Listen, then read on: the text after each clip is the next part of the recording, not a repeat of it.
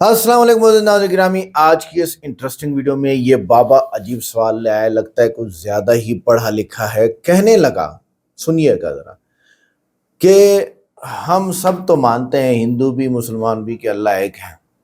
तो आगे जो बात की असल वो है, हिंदू नहीं मानते हैं अल्लाह एक है, और बहुत सारे इनके दलाइल को हम रद्द कर चुके हैं। आगे देखें।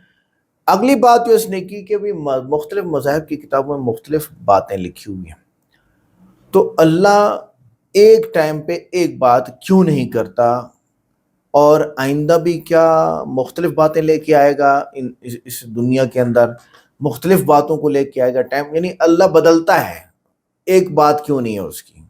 नौजुबिल्लाह, इस तरह की बात इसने की है। तो इस पे मैं इस वीडियो के एंड पे जो स्क्रिप्ट लेके आया हूँ, जो लेक्चर लेके आया हूँ, वो सुनने का है। इस बाबे की बातों का जवाब डॉक्टर जाकिर नाइक साहब ने दिया है। आइए देखते हैं। वीडियो को लाइक करें, चैनल को सब्सक्राइब करें, वीडियो को व्हाट्सएप पे जरूर शेयर करें, कमेंट करके बताइएगा वीडियो कैसी लगी। आइए देखते हैं। अल्लाह एक है, इसमें किसी का झगड़ा नहीं है। उसकी इबादत करनी चाहिए, इसमें किसी का झगड़ा नहीं है। झगड़ा है लाइफ स्टाइल का, झगड़ा है कल्चर का, संस्कृति का। और हर मजहब अपनी संस्कृति को अल्लाह से जोड़ता है कि अल्लाह ये कह रहा है। क्या अल्लाह टाइम टाइम पर नई नई बातें कहता है, या पुराने टाइम में जो कुछ कह दिया गया है वही सच है, या आगे फ्यूचर में कुछ और नई बातें भी कहेगा?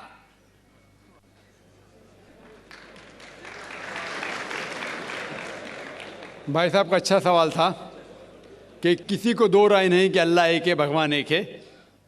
सब मानते कैसे उसी की इबादत करना चाहिए, लेकिन हर मज़हब अपनी कल्चर, अपनी संस्कृति को देख के स्टाइल बदलता है। तो अल्लाह ताला जो पहले कह चुका वो अभी भी सेम है कि टाइम टाइम पे बदलता है। भाई साहब का सवाल अच्छा है, लेकिन ये कहना चाहता हूँ जवाब देने के पहले, उन भाई साहब ने कहा कि सब मानते हैं कि अल्लाह एक है। ये मैं नहीं मानता हूँ कि सब मानते, मैं नहीं मानता हूँ कि सब मानते। ये मेरा फील्ड है, ये मेरा फ़न है गैर मुस्लिम से बात करना। मैं ये नहीं मानता हूँ कि हर गैर मुस्लिम मानते अल्लाह एक है, कि भगवान एक है। कई लोग भगवान में मानते ही नहीं, नास्तिक कहते हैं। और जो लोग कहते हैं भगवान में मानते हैं, हर कोई एक में नहीं मानता। कितने लोग 3 में मानते, कितने लोग 100 में मानते, कितने लोग सब कुछ भगवान मानते हैं। तो पहले आपके जो सवाल का जो पहला था, हर इंसान मानता है भगवान एक है, उससे मैं मुत्तफिक नहीं हूँ। दूसरी चीज़ कि सब एक ही भगवान, एक ही ईश्वर को पूछते हैं, कि इबादत करते, ये भी मैं नहीं मानता हूँ। ये बात है कि अक्सर लोग मानते हैं कि भगवान एक है, यहाँ तक के तो सही है, अक्सर, सब नहीं, अक्सर। लेकिन एक ही भगवान को पूछते, ये बिल्कुल गलत है। सब लोग एक भगवान को नहीं पूछते। मिसाल के तौर पे अक्सर कुरान की आयत है, कुरान की आयत है कि जो लोग कहते हैं कि एक भगवान को मानते हैं लेकिन और को भी पूछते हैं, उसे कहते हैं शिर्क। आप पूछेंगे आम इंसान भगवान एक है, मालिक एक है बोलेंगे, लेकिन जा रहे पूज रहे, बुद्ध को पूज रहे, कभी इसको पूछते, कभी उसको पूछते। तो ये आप अगर धर्म की किताब पढ़ेंगे, बाइबल पढ़ो, वेद पढ़ो, ये सब इसकी मुमानियत है। ये हराम है कि किसी और को पूछना। इसके बावजूद धर्म के मानने वाले अक्सर दूसरी चीज़ को पूछते हैं, जो बिल्कुल गलत है। तो ये कहना कि इंसान एक ही भगवान में मानता है और उसी को पूछता है, बिल्कुल गलत है।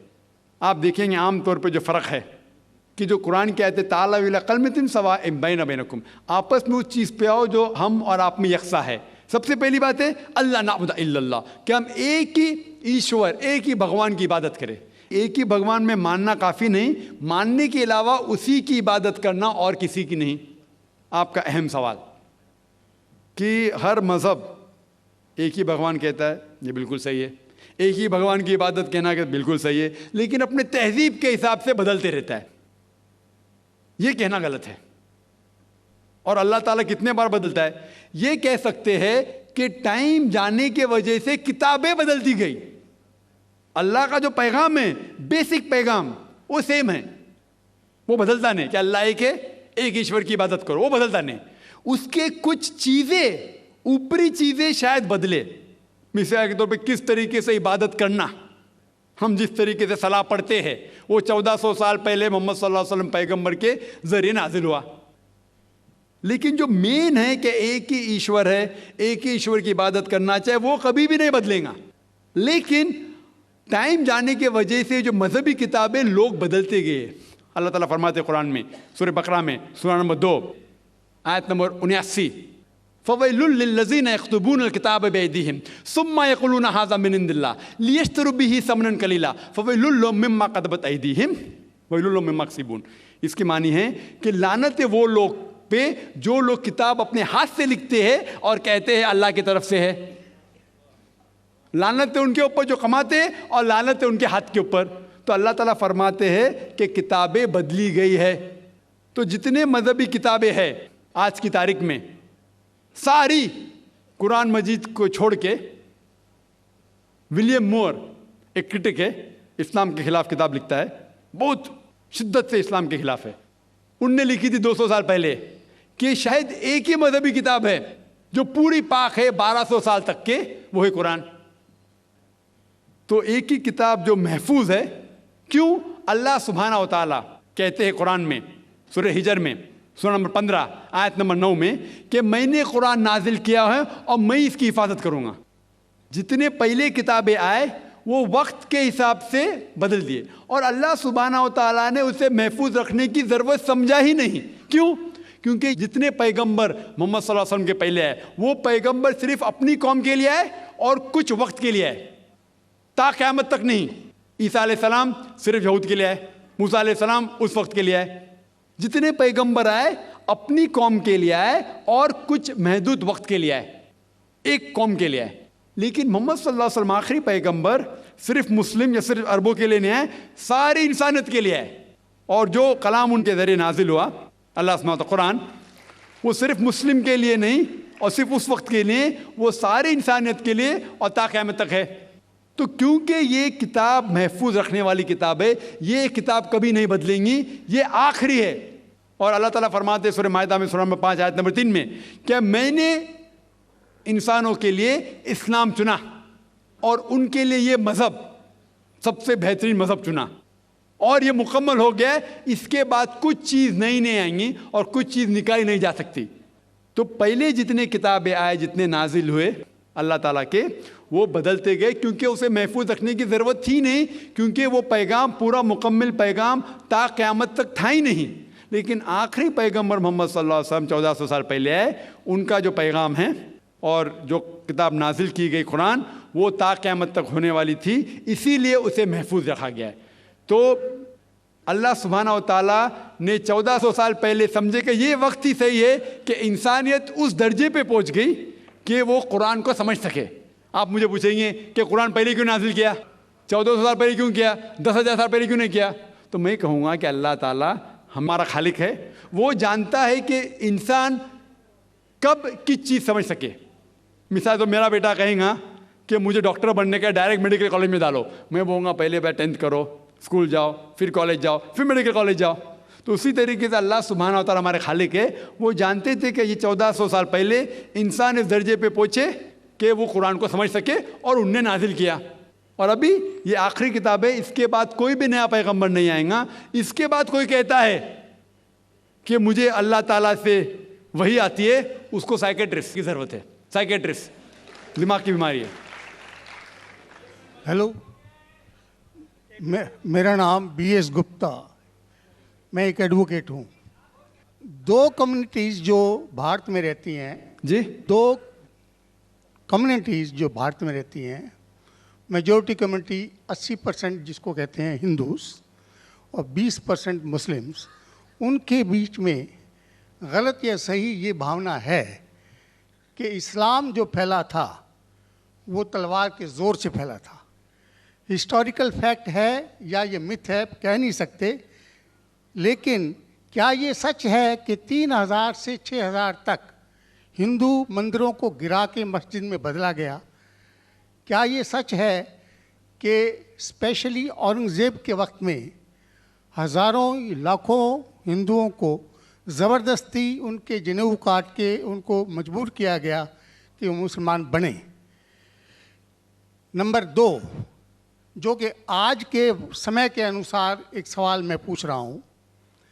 हिंदुओं पर हिंदू मैरिज एक्ट लागू है, जिसकी परिभाषा में सिवाय क्रिश्चियंस और मुस्लिम्स को छोड़ के बुद्ध और जैन को, सिखों को, सबको शामिल किया गया है। क्या मुसलमानों का ये कहना नहीं बनता कि आप सबको शामिल करते हैं हिंदू मैरिज एक्ट में, इसका नाम बदल के एक ऐसा एक्ट बनाया जाए जो सब पे लागू हो, या इसके अल्टरनेटिवली एक यूनिफॉर्म सिविल कोड जो दोनों धर्मों के अच्छे टेनेट्स को शामिल करे, उसको लागू किया जाए। एक चीज़ मैं ये समझता हूँ कि मुस्लिम लॉ में जो विल है, जिसके अंदर ये लिखा है कि 1/3 से ज़्यादा कोई विल नहीं कर सकेगा, इसका मैं इनकॉर्पोरेशन अगर यूनिफॉर्म सिविल कोड बनता है तो मैं चाहूँगा कि वो हिंदुओं पे भी लागू हो। ये नहीं है कि हिंदू मैरिज एक्ट को अगर इंडियन मैरिज एक्ट में बदला जाए तो मुसलमानों पे लागू हो और हिंदुओं पे कोई चीज़ ना आए। मुझे इस्लाम में ये चीज़ बहुत अच्छी लगी। ऐसे ही कोई यूनिफॉर्म सिविल कोड के लिए ये मुस्लिम आगे क्यों नहीं आ रहे, इसकी वजह मुझे बताई जाए। भाई साहब ने 3 सवाल पूछे एक सवाल में। पहला सवाल कि हिस्ट्री से ये पता चलता है कि इस्लाम तलवार के ज़ोर पे फैला कि नहीं, लेकिन ये मुझसे पूछ रहे क्या ये हकीकत नहीं है कि 3000 से ज़्यादा मंदिरें गिराई गई थी और मस्जिद बनाए गए और बहुत से लोगों का कत्ल किया गया है। ये बिल्कुल गलत है, अफवाह है। ये मैं कह सकता हूँ कि कुछ मंदिरें शायद गिराई गई होंगी, इससे मैंने कहा तो एक भी मंदिर नहीं गिराई गई। हो सकता है कि कुछ मुसलमान अपने आप को जो मुसलमान कहते हैं, उनने आके कुछ मंदिरों को गिराया होगा और मस्जिद बनाया होगा, हो सकता है। लेकिन ये कहना कि 3000 से 6000 मंदिर गिराए गए, ये बिल्कुल अफवाह है, बिल्कुल गलत है, बेबुनियाद है, बिल्कुल बेबुनियाद है। कुछ मुसलमान राजाओं ने गलत काम किए होंगे, उससे आप इस्लाम को दोषी नहीं ठहरा सकते। अगर हिटलर ने 60 लाख यहूदी को जिंदा जलाया तो मैं कह सकता हूं कि क्रिश्चियनिटी खराब है? बिल्कुल बेबुनियाद है। वो हिटलर ने किया, बाइबल में तो ही लिखा है कि जलाना चाहिए। इसी तरीके से ये खाली अफवाह है। कुछ मंदिरों को शायद गिराया गया होगा, मैं ये नहीं कहता हूँ कि नहीं गिराया गया, लेकिन उसको छोटी चीज़ को लेके उछाला जाता है मीडिया में और किताबें लिखी जाती है। आप देखो टीपू सुल्तान के खिलाफ आ गए। आज भी आप जाएंगे मैसूर के अंदर, उसके आजू बाजू आप देखेंगे तो टीपू सुल्तान के जो आंगन के अंदर है उसके अंदर मंदिर है। अगर आप ये कहते सच है कि 3000 से 6000 मंदिर को गिराया गया था, तो आप कैसा जिंदा बचे? आप कह रहे थे कि हजारों लोगों को कत्ल किया गया, आप कैसा जिंदा बचे? आप जिंदा बचे ये शहादत दे रहा है कि मुसलमान तलवार के जोर पे नहीं फैला। अगर ये सच होता था, आपने कहा हजारों लोग का कत्ल किया, कुछ लोग का शायद कत्ल किया। देखो, हर मज़हब में there are black sheeps in every community. कुछ लोग हर मज़हब में ख़राब निकलते हैं, वो मज़हब की गलती नहीं, वो मज़हब के मानने वाले की। क्रिश्चियन में आपको कुछ ख़राब लोग मिलेंगे, मुसलमान में मिलेंगे, हिंदू में मिलेंगे। अभी आप देखेंगे हिंदुस्तान के मुसलमान कुछ लोग ड्रग में डील करते, ड्रग में धंधा करते। ड्रग तो हराम है इस्लाम में, करते तो उनको दोष देना चाहिए, इस्लाम को नहीं। इसी तरीके से आप जो कह रहे हजार क्या, ये बिल्कुल बेबुनियाद चीज़ है। कुछ लोग का शायद क्या होगा, और ये ही सबूत है। मैंने मेरी तकरीर में कहा कि 80% से ज़्यादा गैर मुस्लिम हिंदुस्तान में हैं। ये शहादत दे रहे हैं कि इस्लाम तलवार के ज़ोर पे नहीं फैला। आप लोग को क्यों छोड़ा उन लोग ने? आप उनके रिश्तेदार तो नहीं थे ना, आपको क्यों छोड़ा? 800 मिलियन 80 करोड़ गैर मुस्लिम को छोड़ा क्यों उनने? क्यों छोड़ा? अगर दमी था हुकूमत की 1000 साल, सब लोग को मुस्लिम बनाते थे। इससे ये जाहिर होता है कि इस्लाम तलवार के बलबूते पे नहीं फैला। कई लोग, कई गैर मुस्लिम इस्लाम से मुतासिर होके उन्होंने इस्लाम कबूल किया। तो ये कहना बिल्कुल गलत है। आपका दूसरा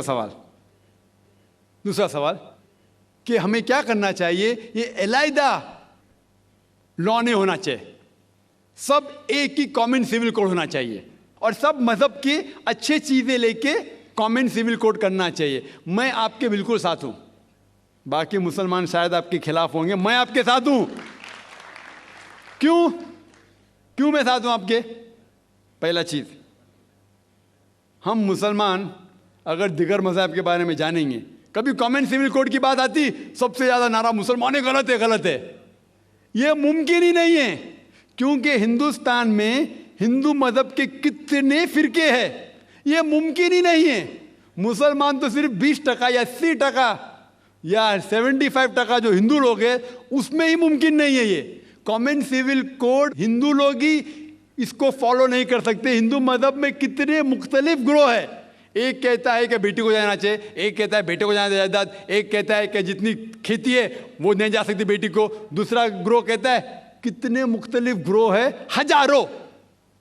ये मुमकिन ही नहीं है पास होना, मुमकिन ही नहीं। मैं कहता हूं ये अफसोस की बात है कि हम मुसलमान जानते ही नहीं, हमको आवाज करने की जरूरत ही नहीं है। ये खाली हमें छेड़ रहे हैं। क्या कर रहे? छेड़ रहे हैं और हम उकसा जाते। Point number 1। पॉइंट नंबर 2, मान लो आप लोग कबूल करते हैं कि कॉमन सिविल कोड होना चाहिए। आपने क्या कहा कि सारे धर्मों के अच्छी बात को लेना चाहिए। बिल्कुल सही। मेरा पहला सवाल, आप इस्लाम में एक चीज बताओ जो इंसानियत के खिलाफ है, तो हम निकाल देंगे उसको।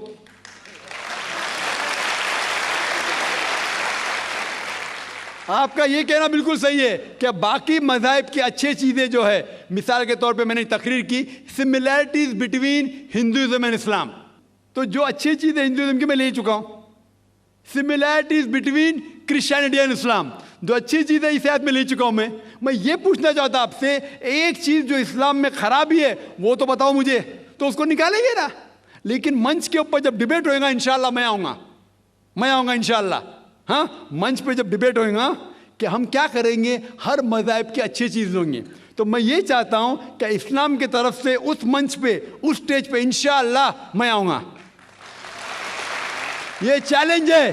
कोई भी शख्स हिंदुस्तान में हो, मिनिस्टर हों दो, कोई भी स्वामी हों दो, कोई भी शंकराचार्य हों दो, इंशाअल्लाह मैं तालिब इल्म हूँ इस्लाम और दिगर मज़हब का। मैं तस्लीम करता हूँ कि डिबेट होना चाहिए, हक बात जो निकली, लेकिन उसके ऊपर अमल भी होना चाहिए। हक बात जो सबसे बेहतरीन है इंसानियत के लिए, उसके ऊपर अमल होना चाहिए। इसलिए जो आखिरी किताब जो अल्लाह सुब्हानहू व तआला नाजिल की कुरान शरीफ, वो इंसानियत के लिए सबसे बेहतरीन किताब है, उसके ऊपर अमल होना ही चाहिए। आपका तीसरा सवाल, क्या ये हिंदू जो है इनहेरिटेंस के अंदर, ये इनहेरिटेंस जो होता है इस्लाम के अंदर 1/3 हिस्सा, 1/3 हिस्सा हम विल में दे सकते, देना ज़रूरी नहीं है, दे सकते हैं।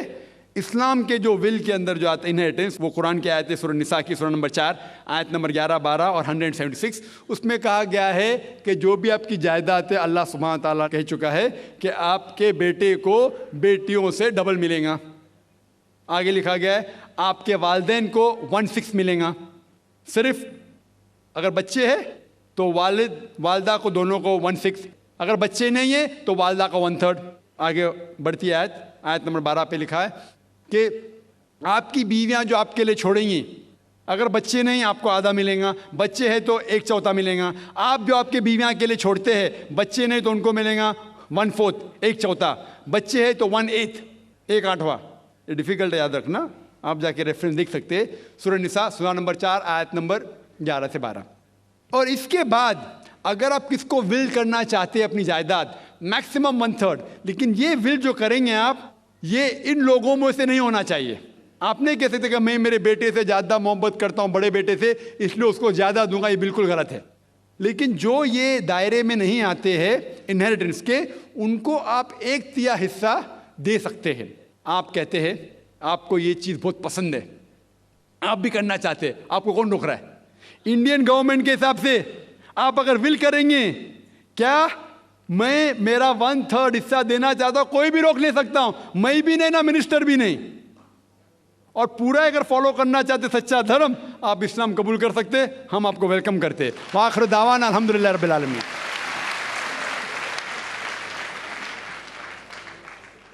तो नाज़रीन गिरामी, ये थी आज की इंटरेस्टिंग वीडियो, जिसमें जो रिवोल्यूशन की बात की, वही की हमेशा एक ही खुदा की तरफ से थी, तो लोगों ने बदला वगैरह। अल्लाह ने हमेशा एक ही पैगाम दिया। और सवाल था ना कि अल्लाह टाइम टाइम पे अलग बातें क्यों करता है, आगे भी बदलेगा।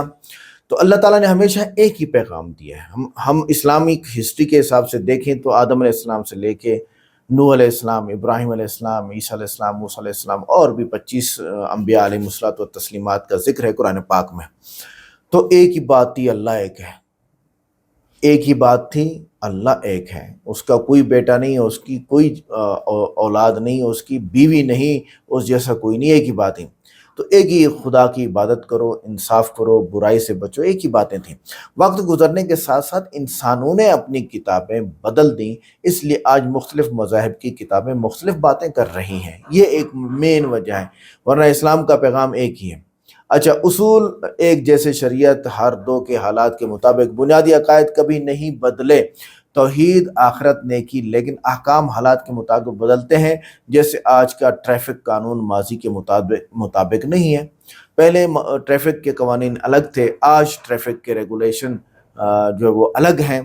तो बदलते हैं और वो होते हैं, लेकिन इस्लाम और अकायद में नहीं बदलते। अच्छा, आखिरी किताब सिर्फ एक कुरान जो कि 1400 साल पहले बगैर तब्दीली के हैं। बाकी मज़ाहिब के पास असल किताबें महफूज ही नहीं हैं।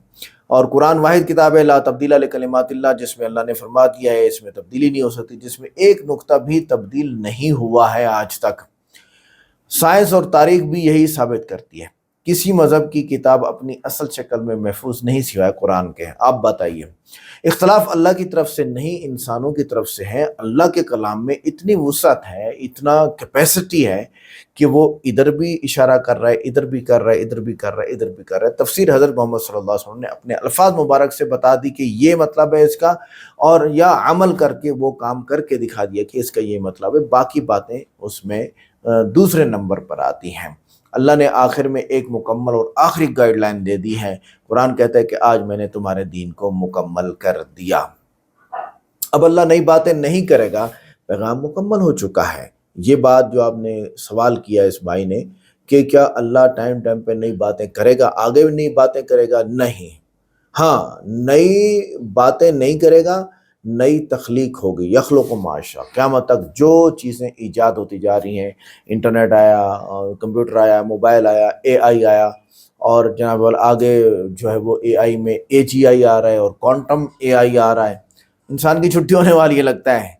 तो सवाल नंबर 2, हिंदू का इतराज़ था कि इस्लाम तलवार से फैला है, मंदिर गिराए गए हैं। तो इसको हम कह देते हैं कि देखो, हकीकत दुनिया में 90% मुस्लिम मुल्क इस्लाम के बगैर फौज गए, बगैर मजहब बदला है। 90% ऐसे इस वक्त मुस्लिम ममालिक हैं जहाँ जंग नहीं हुई कि जंग की वजह से वो इस्लाम लाए हों, तबलीग की वजह से। इंडोनेशिया, मलेशिया, अफ्रीका, चीन, इन सब में इस्लाम बगैर लड़ाई के फैला है। तो आपका ये कहना कि तलवार के तौर पर खैर है, ये बिल्कुल गलत बात होगी। मशरकी यूरोप यकीनन कोई इस्लामी फ़ौज नहीं गई, मगर लोग मुसलमान हुए। अखलाक, तिजारत, सच्चाई, हिस्ट्री की बताती है कि सहाबा किराम पूरी दुनिया में फैले, यानी हज़रत मोहम्मद सल्लल्लाहु अलैहि वसल्लम के साथी पूरी दुनिया में फैले। जहाँ पर भी गए उन्होंने पहले तबलीग की। तबलीग की वजह से और अपने अमल दिखाए, अपने अखलाक दिखाए, लोग मुसलमान हुए हैं। हाँ, जो लोग बात को नहीं मानते थे तो उनके साथ था कि फिर आप हमारे मातहत रहो और हुकूमत हमारी होगी। वो कहते थे ये भी नहीं मानते तो फिर मैदान में आ जाओ, फिर आपका यहाँ ज़मीन पर रहना ज़रूरी नहीं है। 800 साल मुसलमान हुक्मरान रहे, अगर ज़बरदस्ती होती पूरा भारत मुस्लिम होता, मगर ऐसा नहीं हुआ। अक्सरियत 80% जो है वो हिंदू ही है, या हम कह लें 50%, जी हाँ, जो है वो 2/3% यानी 66% हिंदू बनते हैं 150 करोड़ में तकरीबन। आगे चलिए, जैसे डॉक्टर तारा चंद, डॉक्टर विशाल मिश्र खुद हिंदू तारीख के बड़े मुहक्किक मानते हैं इस बात को कि उन्होंने साफ कहा, इस्लाम मुसावात, भाईचारे और इंसाफ की वजह से फैला, ना कि तलवार की वजह। तुम्हारे हिंदू किताबों में लिख कर गए हैं, हिंदू बादशाह भी मंदिर तोड़ते थे। सिर्फ मुसलमान बादशाह नहीं तोड़ते थे, हिंदू बादशाह भी तोड़ते थे। मुसलमान बादशाहों ने भी, ये मजहबी नहीं सियासी फैसले थे। हिंदू बादशाहों पर हम इल्ज़ाम लगाएंगे, नहीं लगाते, क्यों कि सियासी फैसले थे। और इसी तरह मुसलमान बादशाहों पे आप क्या करते हैं, इल्ज़ाम लगाते हैं, वो भाई सियासी फैसले थे। अब वो सियासी फैसला ये भी हो सकता है कि यहाँ से रोड ने गुजरना है, सियासी फैसला ये भी हो सकता है कि यहाँ अदालत बनानी है, मंदिर तोड़ दो, सियासी फैसला ये भी हो सकता है यहाँ पर थाना बनाना है, मंदिर तोड़ दो, सियासी फैसला ये भी हो सकता है कि यहाँ पर झगड़े का अंदेशा है, मंदिर तोड़ दो। तो ये तो कोई गलत नहीं है, आप गलत हैं। आगे चलें। बादशाहों के सियासी फैसलों को इस्लाम पर मत थोपो। हिंदू बादशाह भी, अच्छा आगे, ला इकराह फिद्दीन है। और सवाल नंबर 3, सबके लिए एक ही कानून होना चाहिए, क्या ये मुमकिन है? यानी कि हो मजहब के मुताबिक। तो इसमें देखें आप, हर मजहब के उसूल मुख्तलिफ हैं, एक कानून कैसे हो सकता है? हिंदू दफन नहीं करते, मुसलमान जलाते हैं, मुसलमान जलाते नहीं, हिंदू जलाते हैं, मुसलमान दफन करते हैं। हिंदू चंद्र ग्रहण को मुकद्दस समझते हैं, यानी चांद ग्रहण, और इस्लाम में बदशगुनी है। इस्लाम ये कहते हैं कि ये अल्लाह के गुस्से की अलामत है। अच्छा, ये सब को एक कानून में डालना नामुमकिन हो जाएगा। इसी तरह इस्लाम कहता है कि हिंदू से शादी मत करो, और हिंदू मज़हब में सबसे शादी जायज़ है। कैसे कानून बनेगा? जी हाँ, दुनिया के किसी सेकुलर या गैर सेकुलर मुल्क में ऐसा मॉडल मौजूद नहीं है। इसीलिए आप अमेरिका में चले जाएं, एक्सपीरियंस बेस पे उन्होंने मुसलमानों के लिए अलग लॉ कायम किए और क्रिश्चियंस के लिए अलग लॉ कायम किए। आगे चलो, कुछ मुल्की लॉ भी हैं जो ना क्रिश्चियनिटी से मिलते हैं ना इस्लाम से मिलते हैं। वो इस तरह है कि भाई कम से कम 20 से 18 साल की लड़की शादी करे, इससे पहले मत करे। उनके अपने कानून हैं, वो मुस्लिम के लिए भी है, वो गैर मुस्लिम के लिए भी है। इसी तरह इंडिया में 21 साल की लड़की का कर दिया उन्होंने। ये थोड़े से ज़्यादा स्मार्ट लोग हैं, कुछ थोड़े से ज़्यादा शिद्दत पसंद है, अखंड भारत बनाने जा रहे हैं, कुछ थोड़े से ज़्यादा पढ़े लिखे लगते हैं मुझे अमेरिकन से, या फिर ये है कि भी चलो ऐसे ही बॉयफ्रेंड गर्लफ्रेंड मज़े ले लें, मज़ीद बाद में करनी तो शादी है। मतलब बहुत सारी बातें की जा सकती है इस लॉ के ऊपर। उन्होंने 3 साल और एक्सटेंड कर दिए, 21 साल में आप शादी कर सकते, पहले नहीं कर सकते। इस्लाम कहता है जब मेंसेस आ जाए शादी कर सकते हैं। हाँ, हर कोई देखता है भाई कैसा ताकत है बच्ची में, नहीं है बच्चा जनने की ताकत है, नहीं है, सब देखते हैं। अच्छा, शादी, तलाक, विरासत, इबादत, सबका तस्वर मुख्तलिफ है। क्रिश्चियन लोग जो है उनका अलग है, हिंदुओं का अलग है, ईसाइयों का अलग है, यहूदियों का अलग है, इस्लाम का अलग है। एक कानून बनाने का मतलब सब मज़ाहिब के अकायद मिक्स करके नया मज़हब बना देना, जो किसी के हक़ में भी इंसाफ नहीं रहेगा। इस्लामिक मुताबिक चलोगे तो हिंदू के हक़ में इंसाफ लाजमन होगा, लेकिन वो मानेगा नहीं। हिंदू मज़हब के मुताबिक बनाओगे तो इस्लाम के अंदर वो इंसाफ नहीं होगा, तो हम नहीं मानेंगे। तो शख्सी कवानीन आज़ादी की बुनियादी हक़ नहीं है। हर कौम को हक़ है कि वो अपनी मुक़द्दस किताब मज़हब के मुताबिक ज़िंदगी गुजारे। सियासी माशी कानून मुश्तरक हो सकते हैं, अकायद नहीं। इसलिए दुनिया भर में ट्रैफिक कानून एक है, क्राइम कानून एक है, मगर मजहबी कानून मुख्तलिफ हैं। ये फितरी और अकली बात है, एक कानून नहीं बन सकता। हाँ, एक बात मद्देनज़र रहे, इस्लाम का कानून हिंदू नहीं बनाएगा, हिंदू का कानून मुस्लिम नहीं बनाएगा। बराए मेहरबानी इस पे ज़रूर अमल कराइएगा। सवाल नंबर 4, क्या हिंदू 1/3 वसीयत कर सकता है? इस्लाम में तिहाई का उसूल सदका और खैरात के लिए है।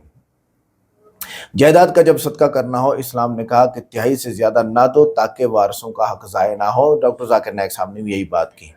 ये उसूल सिर्फ वसीयत पर है, ज़िंदगी में देने पर नहीं है।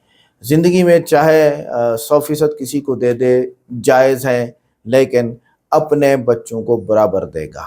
बच्चे नाफरमान है तो किसी और को दे दे, उसकी मर्ज़ी है। वसीयत सिर्फ गैर वारिस के लिए होती है, बेटा बेटी बीवी वालिदैन के लिए वसीयत नहीं होती। वसीयत उस वक्त लागू होती है जब मरने वाला बोल चुका हो। बाद में वरसा अपनी मर्जी से ज़्यादा भी दे सकते हैं। तिहाई से ज़्यादा की वसीयत तब नाफिज होगी अगर वरासत वारिस राज़ी होगा।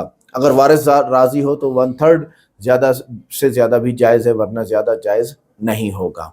सवाल नंबर 5 है, फ़िक़्ह हनफ़ी 1/3 सदका करने की शराइत क्या देता है, यानी इस्लाम।